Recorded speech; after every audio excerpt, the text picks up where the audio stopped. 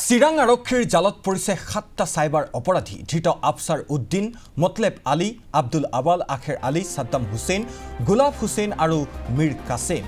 cyber অপৰাধী কেইটাৰ পৰা জব্দ কৰা হৈছে ৩খনকৈ চাৰিচকীয়া বাহন এখন টাটা টিয়াগো এখন এল্টো এখন হুণ্ডাই i20 বাহন জব্দ কৰিছে আৰক্ষী এটিএম কাৰ্ড বেংকৰ পাছবুক সিম কাৰ্ড মোবাইল ফোনো জব্দ কৰা হৈছে ঘটনা সন্দৰ্ভত তদন্ত অব্যাহত ৰাখিছে বিজনী আৰক্ষী আৰু এই সন্দৰ্ভত চাওয়া হওক আমাৰ বিজনীৰ সাংবাদিক ৰুহুল আমিনৰ এক প্ৰতিবেদন আৰক্ষীৰ বৃহৎ সফলতা দুদিন বিজনী থানাৰ অন্তৰ্গত বিভিন্ন প্ৰান্তত অভিযান চলাই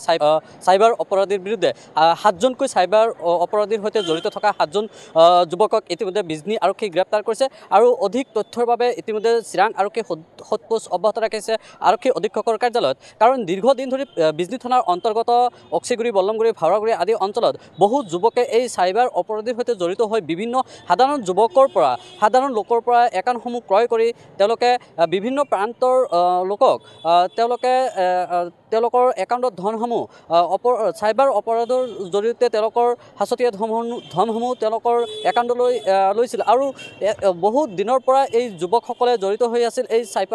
সাইবাৰ অপৰাধীৰ সৈতে কাৰণ এই ৭জন যুৱকে নহয় বহু যুৱক এই সাইবাৰ অপৰাধীৰ সৈতে বৃহৎ এক চক্ৰৰ সন্ধান লাভ কৰিছে চিৰাং আৰক্ষীয়ে চিৰাঙৰ সমান্তৰালভাৱে নামনি অসমৰ কেইবাটাও জিলাৰ যুৱকসকল আজিৰ দিনত এই সাইবাৰ অপৰাধীৰ সৈতে জড়িত হোৱাৰ তথ্য ইতিমধ্যে চিৰাং আৰক্ষী লাভ কৰিছে কাৰণ দীৰ্ঘদিন ধৰি অক্সিগুৰিৰ এই ৭জন যুৱক প্ৰথম অৱস্থাত বিজনী আৰক্ষী গ্ৰেপ্তাৰ কৰা আৰু গ্ৰেপ্তাৰ কৰাৰ পিছত অধিক সোধপোছ কৰাৰ পিছত তেওঁলোকে এই তথ্য সদৰি কৰে আজি ইতিমধ্যে চিৰাং আৰক্ষীয়ে ৩টা বাহন জব্দ কৰিছে আৰু ৭জনক গ্ৰেপ্তাৰ কৰিছে আৰু টোটেল ১১জন যুৱকক আটক কৰে যদিও বৰ্তমান ৭জন যুৱকক ইতিমধ্যে বিজনী আৰক্ষী গ্ৰেপ্তাৰ কৰিছে বিজনীৰ আফসাৰ উদ্দিন মতলেব আলী আব্দুল আৱাল আখেৰ আলী আৰু সাদ্দাম হুছেইন গোলাপ হুছেইন আৰু ফৰমাইছ আলী মীৰ কাসেমক ইতিমধ্যে বিজনী আৰক্ষীয়ে গ্ৰেপ্তাৰ কৰিছে এই ৭জন যুৱকৰ পৰা ৩টা বাহন এটিএম কাৰ্ড ১৬টা সিম কাৰ্ড 13টা মোবাইল ফোন 8টা আৰু কেছ ২৯,৮৬০ টকা তেওঁলোকৰ পৰা উদ্ধাৰ কৰিছে বিজনী আৰক্ষীয়ে চেকবুক কেইবাটাও ৩টা চেকবুক উদ্ধাৰ কৰিছে বেংক পাছবুক 8টা আধাৰ কাৰ্ড 6টা পেন কাৰ্ড 3টা ভোটাৰ আইডি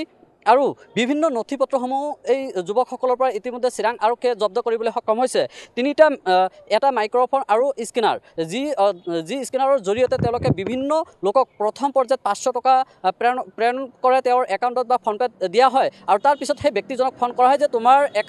আপোনাৰ একাউণ্টত ভুল ক্ৰমে আমাৰ পৰা ৫০০ টকা গৈছে মোৰ পৰা ৫০০ টকা গৈছে সেই টকাটো মোলৈ ঘূৰাই পঠাই দিয়ক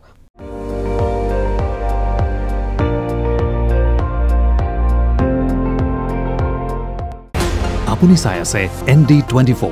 সৰ্বশ্ৰেষ্ঠ নহয় সৰ্বোত্তমৰ দৌৰ